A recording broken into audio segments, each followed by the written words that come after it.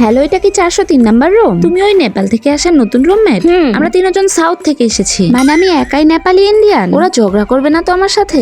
আরে না না, ওয়েলকাম আমাদের নেপাল রুমমেট। বাহ, সাউথ ইন্ডিয়ার লোক এত ফ্রেন্ডলি হয় নাকি? আমরা সবাই রাতেই চলে এসেছি, সকাল থেকে অপেক্ষা করছি। কি বলছি বুঝতে পারছি না। মানে কাল রাতে এসেছি আর সকাল থেকে এখানেই। ও আচ্ছা, এখন বুঝেছি। আসো, আমরা তোমার সহযোগিতা করছি। ওরা সবাই কত ভালো। চলো সবাই বাইরে খাবার খেতে যাই, পার্টি আমার পক্ষ থেকে। কিন্তু আমি একা নেপালি ইন্ডিয়ান। আরে এটা কি? আমার খাবারে বাদাম আর মরিচ কেন? আমাদের এখানে তো জাল খাবারই খায়। কি? আমাদের ওখানে তো মিষ্টি খাবার খায় চিনি দিয়ে। চলো এক্সচেঞ্জ করি, তুমি আমার খাবার খাও। এটাতেও বাদাম আছে? হ্যাঁ, আমাদের এখানে বেশিরভাগ খাবারেই বাদাম দেওয়া হয়। আজকাল তো আজব আজব ফ্লেভারও এসেছে, দইওয়ালা, আনারসওয়ালা, চকলেটওয়ালা। আর আমাদের এখানে জাল জাল মশলাদার খাবার চলে। আরে বাপরে, এগুলো আমার খাওয়া সম্ভব নয়। আমি মোমোজ এনেছি, খাবে? হ্যাঁ, আমাকে 5টা দাও। তুমি 5টা একাই খাবে নাকি? হ্যাঁ। আরে বাপরে, এগুলো কি? এত বড় বড় মোমোজ? হ্যাঁ, আমাদের এখানে মোমোজ এমনই হয়। এটার ভিতরে কি আছে? মশলাদার বাদাম। পছন্দ না হলে বলো। না না, আমি সব খাবার ট্রাই করতে চাই। আরে সাকিনা কত কিউট। পরের বার আবার ওকে নতুন কিছু খাওয়াবো। আরে গাইস, নিচে তো প্রাইভেট কোনো বাথরুমই নেই। সবাই কেমন একসাথে গোসল করছে। আরে হ্যাঁ, আমরা তো এভাবেই গোসল করি। আমি কি বেশি নাটক করে ফেলছি? কিন্তু আমার খুব লজ্জা লাগছে।